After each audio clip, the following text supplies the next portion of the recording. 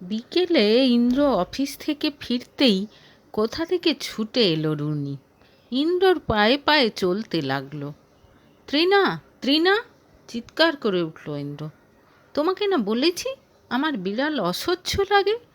তোমার না কোনো যোগ্যতাই নেই আমার সঙ্গে এক ঘরে থাকার। সামনে দাঁড়ানো ত্রিনার ওপর একরাশ বিরক্তি উগরে দিল সে। চোখে জল চলে এলো ত্রিনার। সকালে ইন্দ্র তার ঘাড়ে কিস করার পর থেকে সারাদিন ইন্দ্রর চিন্তাই ঘুরে ফিরে আসছিল তার মনে। মনটা বেশ খুশি খুশি ছিল। সমস্ত ভালো লাগা যেন এক নিমেষেই উধাও হয়ে গেল। রুনিকে কোলে নিয়ে নিচে চলে গেল সে। এদিকে ইন্দ্র বুঝতে পারল না তার হঠাৎ এত রাগ কেন হয়ে গেল। আজ সারাদিন কাজের মধ্যে বারবার ত্রিনার কথাই মনে পড়েছে তার। সকালে দেখা সদ্য স্নাতা ত্রিনার সৌন্দর্য, তার উন্মুক্ত পিঠ, আবেগে থরথর সুপুষ্ট দুটো ঠোঁট, সব কিছু তাকে অস্থির করে তুলছিল বারবার। ডিনার সেরে কিছু প্রয়োজনীয় জিনিস গুছিয়ে বাড়ি থেকে বেরিয়ে গেল সে। এদিকে রাগ করে রুনিকে নিয়ে পাশের রুমে গিয়ে শুয়ে থাকলো ত্রিনা। সে জানতেই পারল না যে ইন্দ্র বাড়ি থেকে বেরিয়ে গেছে। পরদিন সকালে তুলিদির কাছ থেকে জানতে পারল ইন্দ্র কোনো কাজে বাইরে গেছে, দুদিন পর ফিরবে। একা একা সে কী করে থাকবে এই এত বড় বাড়িতে? তাছাড়া একবার তাকে বলে যাওয়ার প্রয়োজনও বোধ করল না ইন্দ্র। অভিমানে চোখে জল চলে এলো ত্রিনার। কেউ তাকে ভালোবাসে না। তার ভালো লাগা খারাপ লাগা নিয়ে কারো কোনো মাথা ব্যথা নেই। কষ্ট ভুলতে রুনিকে কোলে নিয়ে আদর করতে লাগলো সে। দুদিন পর ফিরে এসে কেমন যেন গম্ভীর হয়ে থাকলো ইন্দ্র। অভিমানে ত্রিনা ও তার সঙ্গে কোনো কথা বলল না। সেদিন সন্ধেবেলা হঠাৎ আদি এসে হাজির হলো। এবছরের ইন্ডাস্ট্রিয়াল ইনোভেশন অ্যাওয়ার্ড পাচ্ছে সে। দুদিন পর ফার্ন হোটেলে সেই প্রোগ্রাম, তাই প্রাণের বন্ধুকে ইনভাইট করতে এসেছে সে। ত্রিনা, তোমাকেও যেতে হবে কিন্তু, আমি দুটো গেস্ট কার্ড এনেছি তোমাদের জন্য। ইন্দ্র, ত্রিনাকে কিন্তু অবশ্যই সঙ্গে নিয়ে যাবি? একসাথে বসে চা খেতে খেতে বলল আদি। অবশ্যই যাব, খুব খুশি হয়ে জানালো ত্রিনা। ইন্দ্র কাজ আছে বলে উঠে চলে গেলেও তারপর প্রায় ঘণ্টাখানেক ধরে গল্প করলো ত্রিনা আর আদি। ইন্দ্র দেখল ত্রিনা আর আদি খুব সাবলীলভাবে গল্প করছে, যেন কত দিনের চেনা। মাহিকে আসতে বলবো একবার, ওকে সঙ্গে নিয়ে গিয়ে ভালো কিছু ড্রেস কিনে নিয়ে এসো পার্টিতে যাওয়ার মতো, রাতে শুতে এসে বলল ইন্দ্র। স্বামী যে তার জন্য কেয়ার করছে এটা ভেবে মনে মনে খুশি হলো ত্রিনা, কিন্তু পরক্ষণেই খুব অভিমান হলো তার। কি ভাবে কি লোকটা, যখন যেমন খুশি ব্যবহার করবে। নিজের জায়গায় শুয়ে ঘুমিয়ে পড়ল সে। দুদিন পর ফার্ন হোটেলের প্রোগ্রামে ঠিক 7টায় পৌঁছে গেল ত্রিনা।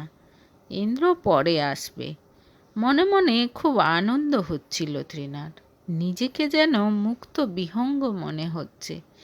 এই প্রথম সে এত বড় কোনো প্রোগ্রামে এসেছে, তাও আবার একা। চারদিক কি সুন্দর করে সাজানো, আলোয় ঝলমল করছে। তাকে দেখে খুব খুশি হলো আদি। তার সাজের প্রশংসাও করল। ত্রিনা নিজেও জানে তাকে আজ খুব সুন্দর লাগছে দেখতে। ইন্দ্রর নির্দেশ মতো পার্লারে গিয়ে সেজে এসেছে সে। খুশি মনে এদিক ওদিক ঘুরে ঘুরে দেখতে লাগলো সে। দেখতে দেখতে কখন যে হোটেলের অন্যদিকে চলে এসেছে সে খেয়াল নেই ত্রিনার। হঠাৎ সামনে একটা বিশাল চেহারার লোক দেখতে পেল সে। আশেপাশে তাকিয়ে দেখলো আর কেউ নেই, কেমন যেন নিঝুম এদিকটায়।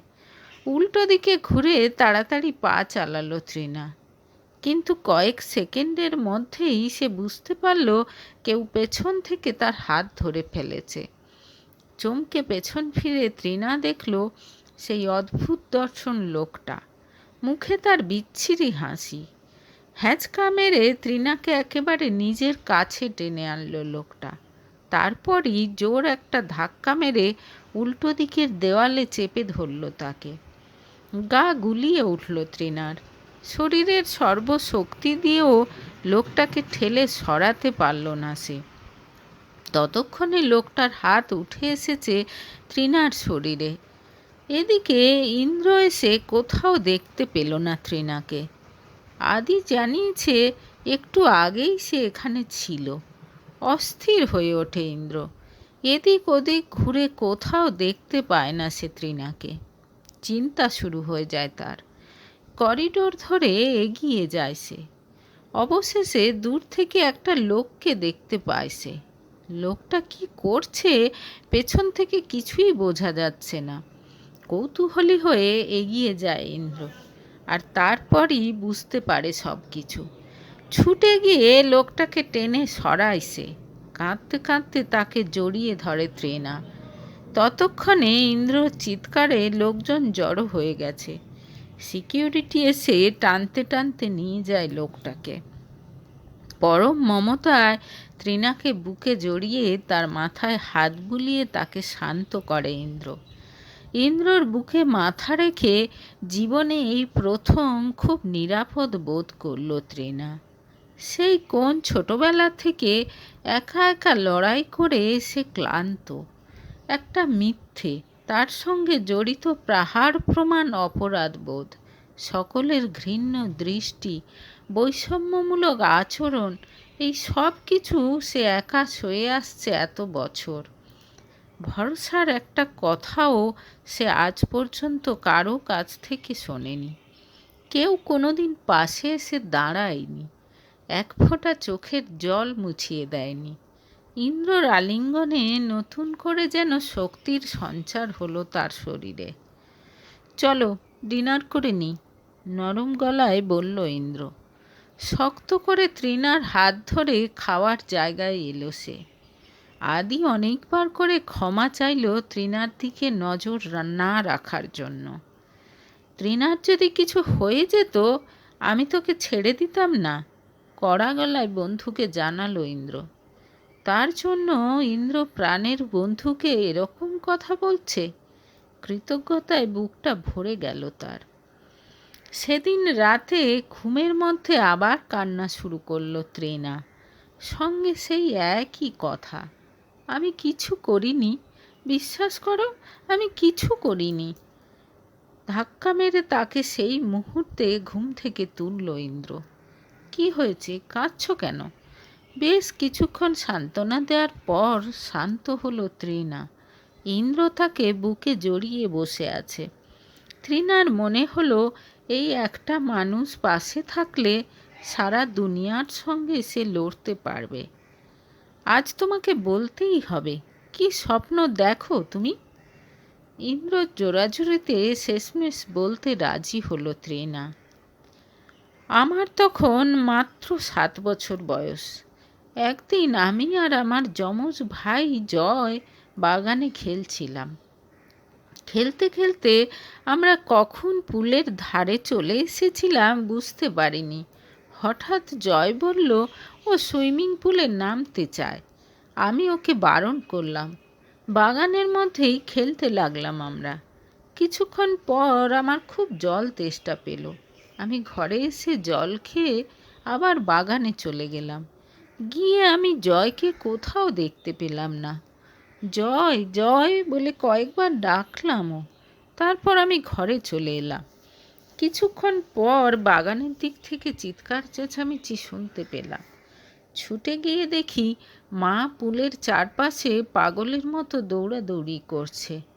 কাছে গিয়ে দেখলাম পুলের জলে ভেসে আছে জয়। তখনও কিছু বুঝতে পারছিলাম না আমি। রঘুদা জলে নেমে জয়কে তুলে নিয়ে এলো। তারপর দেখলাম মা বাবা অনেক কান্নাকাটি করছে। শুনলাম যে জলে পড়ে মারা গেছে জয়।